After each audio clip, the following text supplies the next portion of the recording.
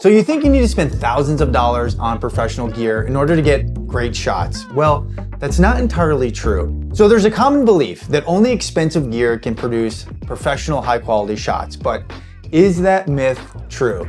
In this video, we're gonna put it to the test and find out. Hey, I'm Sean Turry, and I've been a professional portrait photographer for over 15 years in some of the most competitive markets in the world, New York and Los Angeles. I spent a ton of time looking at faces and have used a lot of different types of gear over the years to capture the photos that I've taken.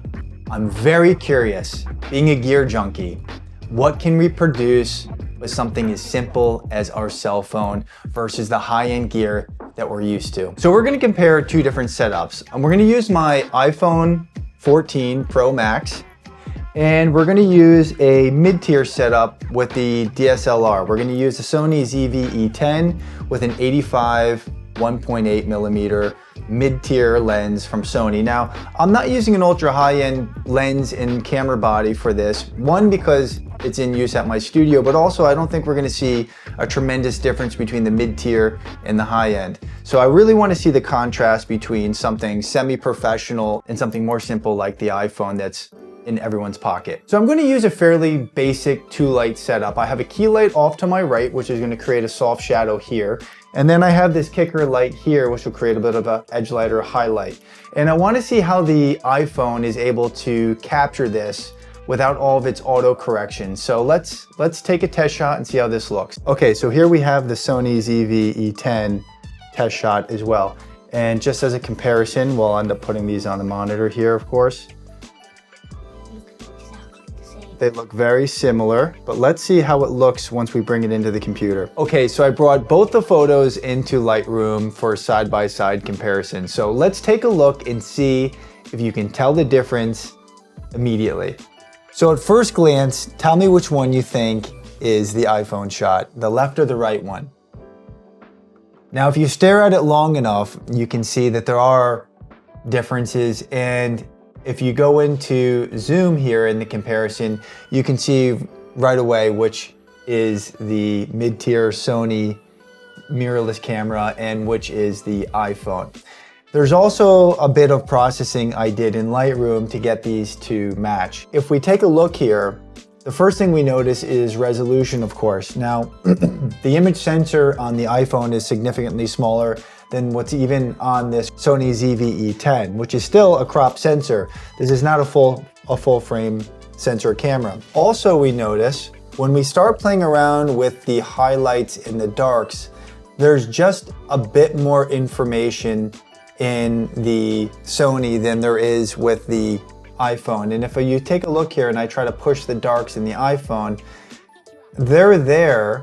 And quite honestly, I'm impressed by what I can pull from the darks with the iPhone RAW shot. The highlights also, you can push them, but there's just something flat looking about this iPhone image when you start to push it. But on face value, lighting is consistent. Another thing you'll notice too, and this is where you'll get into the lens itself. So you'll notice that it's much sharper on the iPhone, and that's because of the lens that it's using. It just isn't able to create that natural creamy texture that a 1.8 lens can do, even though I was shooting at 3.5 aperture. And what Apple does with their photos and many of the other brands do is they do post-production depth mapping, which replicates artificially what a lens does naturally on a physics level. So you'll have this natural fall off that is just a much more smooth and buttery feel. Okay, so this is the before and after, before processing and after processing with the iPhone shot. So you can see this was the original. There's just something flat about how this captures light and color. It's not the same as mid-tier or pro-tier camera. You can see there's just more gradients to from the highlights to the darks and the midtones, and something is just flat looking between the highlights and the midtones. So this is how it looks originally, and you can see you're just losing detail in here versus on the mid-tier camera, you just get more detail in the shot Again, it's a small sensor, so there's only so much you can do. So there are some clear differences, but I will say with the manual features on the iPhone, coupled with post-production like Lightroom or Capture One, you can push this image to a direction where it could definitely be something usable. Now, would I do an entire paid photo shoot with a client using my iPhone? No, not unless there was the understanding of that's what we were doing and we were seeing what we could create with that. I do think you could absolutely hone your skill using the iPhone, and you should absolutely download an app to have manual control so you understand how these three things play together, which is ISO, aperture, and shutter speed.